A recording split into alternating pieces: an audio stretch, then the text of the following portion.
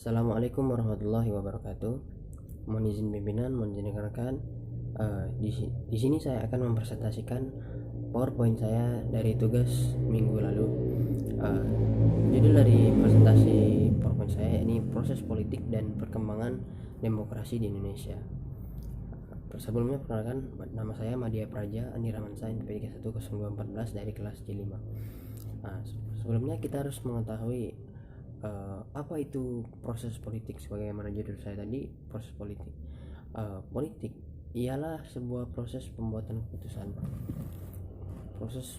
keputusan dalam negara melalui pembentukan dan pembagian kekuasaan di masyarakat. Namun terdapat banyak pengertian mengenai politik. Salah satunya terdapat pengertian politik berdasarkan teori Aristoteles, yakni teori klasik.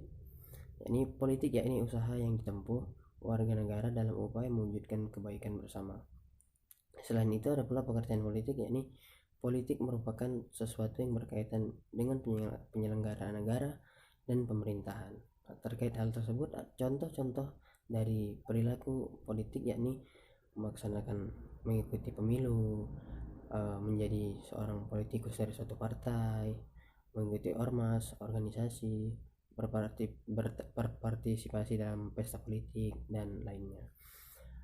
Di pembahasan kedua yakni saya akan membahas mengenai tahap-tahap demokrasi di Indonesia. Sebelumnya Reinhold Niebuhr memiliki perkataan, yakni tugas politik yang menyedihkan adalah menegakkan keadilan di dunia yang penuh dosa. Jadi perkembangan demokrasi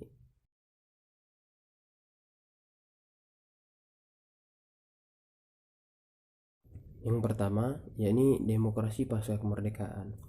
Jadi demokrasi pasca kemerdekaan itu ialah pada masa pemerintahan revolusi kemerdekaan 1945 sampai 1949. Pada saat itu demokrasi masih terbatas, ya, berfungsinya pers mendukung revolusi kemerdekaan, sedangkan elemen-elemen demokrasi yang lain belum sepenuhnya terwujud karena situasi dan kondisi yang tidak memungkinkan, karena pemerintah harus memusatkan seluruh energinya bersama rakyat untuk mempertahankan kemerdekaan terlebih dahulu, kedaulatan negara, agar negara kesatuan tetap hidup. Adapun demokrasi pasca kemerdekaan 1945 itu berjadikan pada saat itu pemberian hak berpolitik yang penuh kepada seluruh rakyat Indonesia, karena dari Sabang sampai Merauke rakyat Indonesia harus berpartisipasi dalam proses berpolitik pasca kemerdekaan.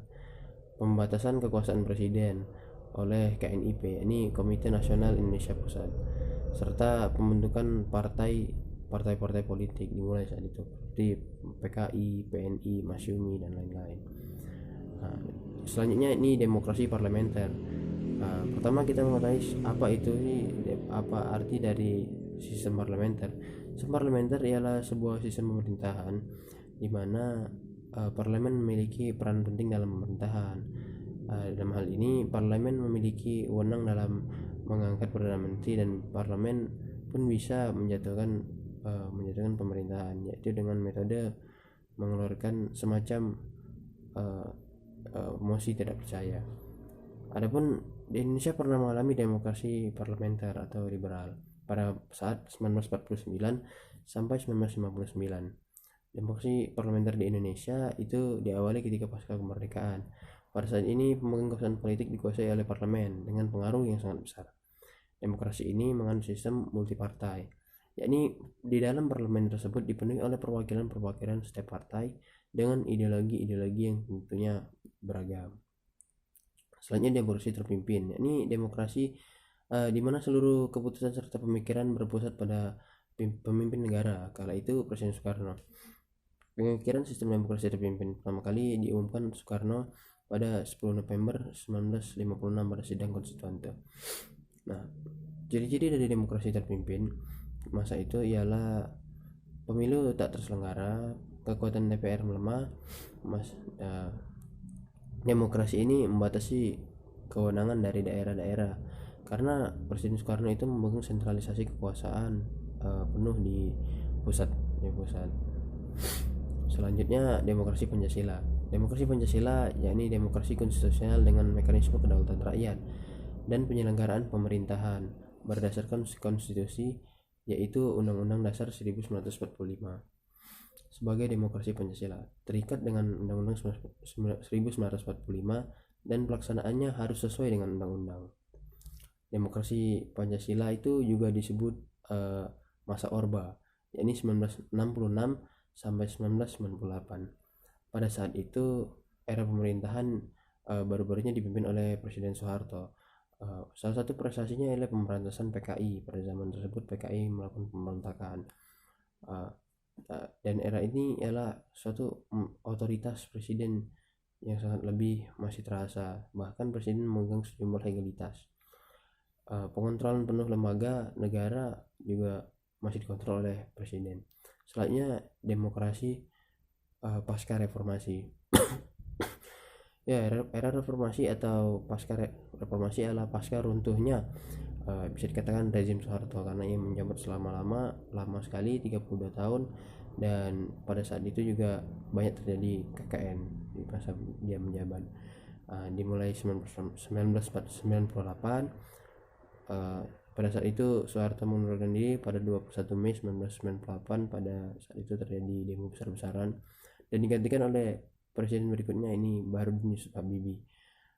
Periode ini dicirikan oleh lingkungan sosial politik yang lebih terbuka. Demokrasi ini pada tahun 1998 hingga saat ini. Masa ini dimulai saat otoritas Soeharto runtuh. Ketika terpilihnya kembali pada Maret 1998, seharusnya ia terpilih kembali, namun rakyat sudah tidak percaya lagi dengan dia. Saat itu juga rezim Soeharto runtuh. Pada saat masa reformasi banyak terjadi reshuffle kabinet karena terjadi banyaknya KKN saat itu. Amandemen undang-undang pun terjadi hingga 4 kali, serta pembentukan KPK, yakni untuk memberantas KKN yang terjadi pada masa Orba. Belajar mengenai pengalaman agar kasus KKN tersebut tidak terulang kembali. Ya, itulah masa-masa demokrasi yang telah dilalui di Indonesia dan pernah terjadi di Indonesia. Adapun di sini saya ada kutipan sedikit kata-kata Soekarno, yakni negara Republik Indonesia ini bukan milik suatu golongan, bukan milik suatu agama, bukan milik suatu suku, bukan milik suatu golongan adat istiadat, tapi milik kita semua dari Sabang sampai Merauke. Mungkin hanya itu saja yang dapat saya sampaikan mengenai pasca demokrasi di Indonesia dan pengertian dari apa itu proses politik. Kurang lebihnya saya mohon maaf, kurang lebih saya mohon ampun. Wabillahi taufiq wal hidayah. Wassalamualaikum warahmatullahi wabarakatuh.